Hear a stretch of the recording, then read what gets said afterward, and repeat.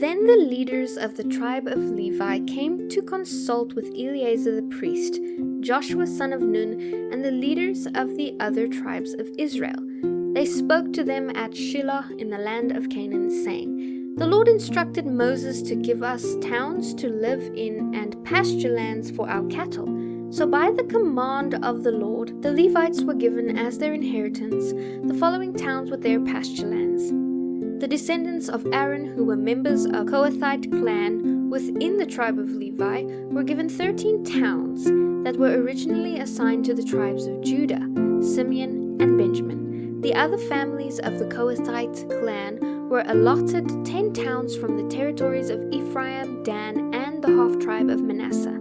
The clan of Gershon received 13 towns from the tribes of Issachar, Asher, Naphtali, and the half-tribe of Manasseh in Bashan. The clan of Merari received 12 cities from the tribes of Reuben, Gad, and Zebulun. So the Israelites obeyed the Lord's command to Moses and assigned these towns and pasture lands to the Levites by casting sacred lots. The Israelites gave the following towns from the tribes of Judah and Simeon to the descendants of Aaron, who were members of the Kohathite clan within the tribe of Levi, since the sacred lot fell to them first: Kiriath Arba, in the hill country of Judah, along with its surrounding pasture lands.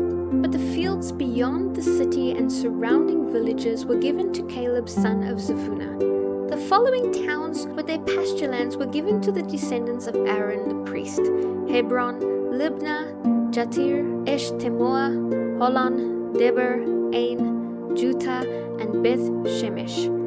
9 towns from these 2 tribes. From the tribe of Benjamin, the priests were given the following towns with their surrounding pasture lands: Gibeon, Geba, Anathoth, and Almon, 4 towns. So 13 towns were given to the priests, the descendants of Aaron. The rest of the Kohathite clan from the tribe of Levi was allotted these towns and pasture lands from the tribe of Ephraim: Shechem, Gezer, Kibzaim, and Beth-horon, which were 4 towns. The following towns and pasture lands were allotted to the priests from the tribe of Dan: Eltekeh, Gibbethon, Aijalon, and Gath-rimmon. The half-tribe of Manasseh allotted the following towns with their pasture lands to the priests: Tanakh and Gath-rimmon. So 10 towns with pasture lands were given to the rest of the Kohathite clan. The descendants of Gershon, another clan within the tribe of Levi, received 2 towns with their pasture lands from the half-tribe of Manasseh: Golan in Bashan and Beeshtra. From the tribe of Issachar they received Kishion, Daberath, Jarmuth, and En-ganim. From the tribe of Asher they received Mishal, Abdon, Helkath, and Rehob.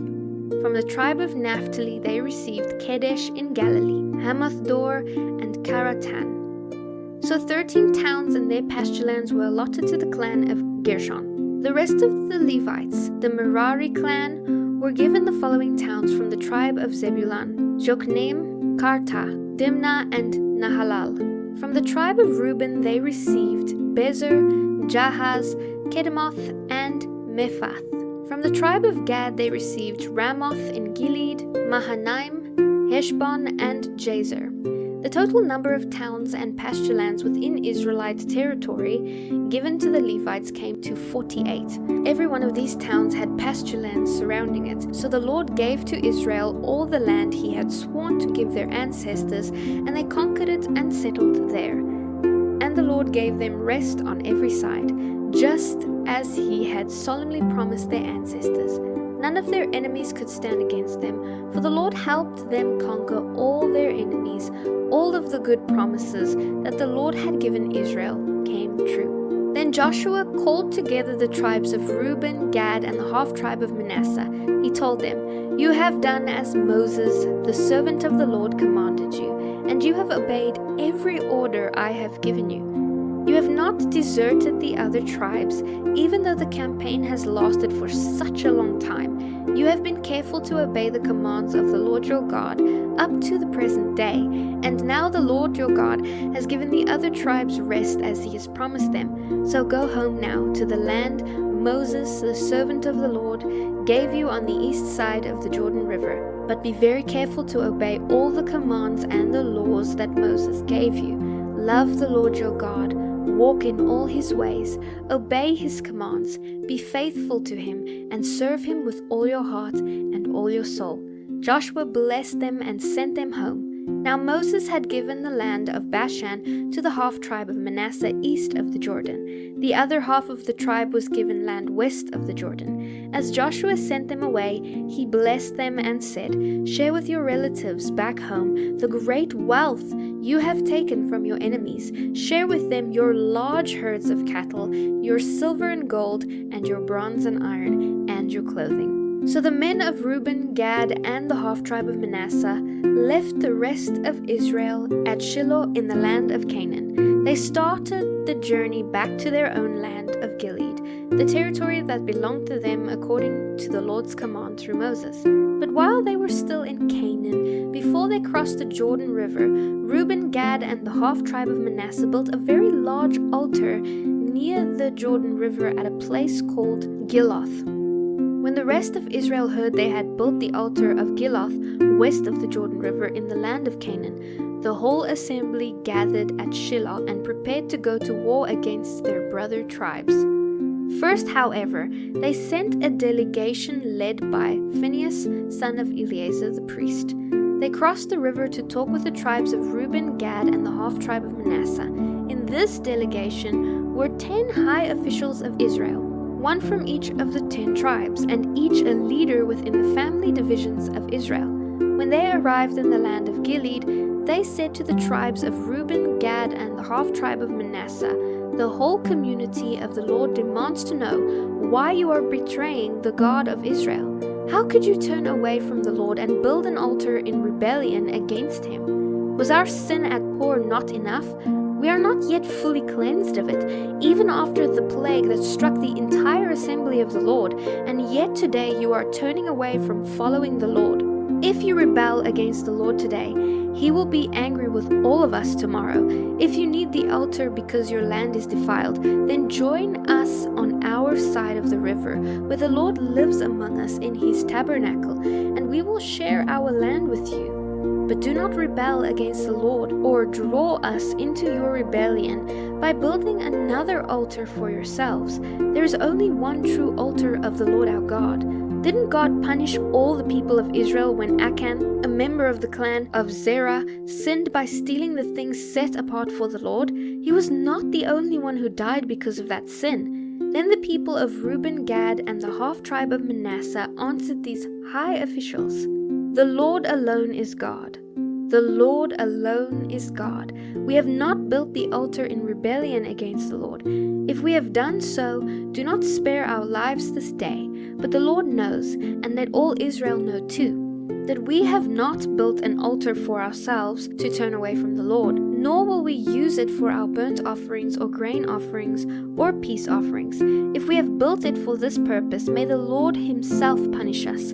We have built this altar because we fear that in the future your descendants will say to ours, 'What right do you have to worship the Lord, the God of Israel?'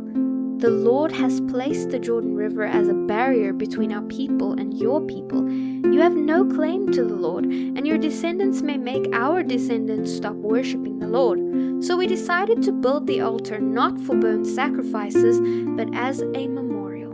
It will remind our descendants and your descendants that we too have the right to worship the Lord at his sanctuary with our burnt offerings, sacrifices, and peace offerings. Then your descendants will not be able to say to ours, "You have no claim to the Lord."